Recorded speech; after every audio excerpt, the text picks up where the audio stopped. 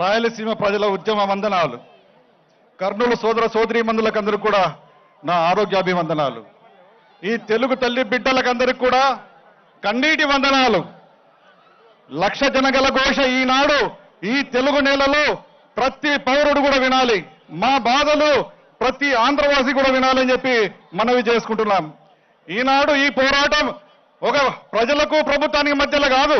ఈ పోరాటం ఒక కులానికి మతానికి మధ్యలో కాదు. ఈ పోరాటం పేదవాడికి ధనికుడికి మధ్యలో జరుగుతూ ఉంది. మేము పేదల పక్షాన నిలబడ్డాం. జగనన్న జగన్మోహన్ రెడ్డి గారు పేదల పక్షాన నిలబడ్డారు. ప్రతిపక్షం వాళ్ళు ధనికుల పక్షాన నిలబడ్డారు. ఈ పోరాటానికి రాయలసీమ ఆక్రందన ఏంటో వినిపించాల్సిన అవసరం ఎంతైనా ఉన్నది. ఈ రాయలసీమ గడిచిన సభావేదిక మీద నుంచి కూడా నేను ఇక్కడి ప్రతినిధిగా కోరుతున్నది ఒకటే, మీరు చేసిన అన్యాయం ఏమిటి ఒకసారి ప్రజలకు వినిపిస్తాను. 100 సంవత్సరాల నుంచి కూడా రాయలసీమ వెనుకబడిపోయింది. ఉద్యమాలు జరుగుతూనే ఉన్నాయి. 85 సంవత్సరాల కింద శ్రీబాగ్ ఒప్పందం చేసుకున్నారు. ఆనాడు కూడా ఇట్లానే ఉద్యమాలు చేశారు, ప్రాణాలు పోగొట్టుకున్నారు.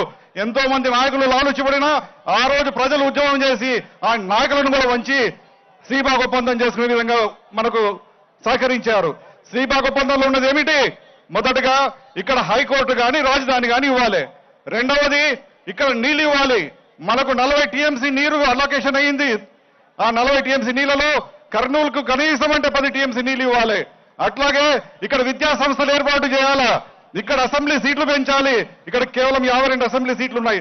ఇవన్నీ కూడా శ్రీబాగ్ ఒప్పందంలో ఉన్నాయి. అదేవిధంగా ఆంధ్రోద్యమం జరిగిన తర్వాత కుట్ర చేసి ఇక్కడి నుంచి రాజధానిని తీసుకుపోయి హైదరాబాద్ లో పెట్టారు. ఈ కుట్రను మేధావులు ఎంతమంది ప్రశ్నించినా కూడా ఆ రోజు మనకు ఏమీ జరగలేదు. అటు తర్వాత స్టేట్ డివైడ్ అయిపోయిన తర్వాత శివరామకృష్ణన్ కమిటీ వచ్చింది. ఆ శివరామకృష్ణన్ కమిటీ ఏం చెప్పింది? మేధావుల కమిటీ ఏది? అయ్యా, మీరు అక్కడ భూములు చాలా విలువైన భూములు, ఆ భూములను మీరు వేస్ట్ చేయొద్దండి, ఒకే చోట అభివృద్ధిని కేంద్రీకృతం చేయొద్దండి, హైకోర్టు ఒక చోట రాజధాని ఒక చోట చెప్పి నీళ్లు ఇవ్వాలని చెప్పి విద్యా సంస్థలు ఇవ్వాలని చెప్పి శివరామకృష్ణన్ కమిటీ చెప్పింది.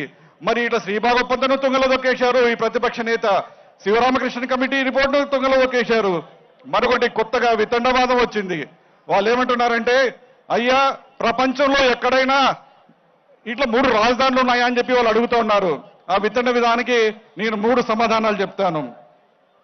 మన భారతదేశంలో 28 రాష్ట్రాలలో 10 రాష్ట్రాలలో హైకోర్టు వేరే చోట ఉన్నది. రాజధాని ఒక చోట, హైకోర్టు ఒక చోట. కేరళ త్రివేంద్రం కొచ్చి, ఒడిశా భువనేశ్వర్ కటక్, మహారాష్ట్ర గుజరాత్, జార్ఖండ్, ఉత్తరప్రదేశ్ ఇలాగ 10 రాష్ట్రాలలో కూడా రాజధాని ఒక చోట ఉన్నది, హైకోర్టు ఇంకో చోట ఉన్నది. అయ్యా, ఇంకొకటి మనం గమనించాల్సింది, అందరు మనుషులు ఒకటే. మన తెలుగు తల్లి బిడ్డలం అందరూ సమానంగా బతకాల, కులాలకు మతాలకు అతీతంగా బతకాల.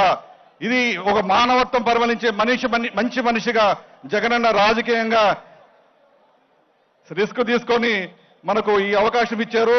కాబట్టి జగనన్నకు మనం అండగా నిలబడాలని చెప్పేసి ఒక్కటి ముగించే ముందు, మనకు 14 సంవత్సరాలు రాజ్యం ఏలిన ప్రతిపక్ష నేతకు 20 సంవత్సరాలు రాజ్యం ఏలిన ప్రతిపక్ష పార్టీకి ఒక ప్రశ్న వేస్తున్నాను. 3 ప్రశ్నలు. నీళ్లు భూములలో మాకు అన్యాయం చేశారు, ఇదేమి న్యాయం సారు? శ్రీబాగ్ ఒప్పందాన్ని శ్రీరామకృష్ణ కమిటీ సిఫార్సును తుంగలో దొక్కారు, ఇదేమి ధర్మం బాబు? 20 సంవత్సరాలు పరిపాలన చేసి పట్టసీమ లాంటి ప్రాజెక్టును మా రాయలసీమలో ఎందుకు కట్టలేదు బాబు? ఇది అన్యాయం కాదా బాబు అని ప్రశ్నిస్తూ ఈ అవకాశం ఇచ్చిన అందరికీ కూడా నేను ధన్యవాదాలు తెలియజేసుకుంటున్నాను.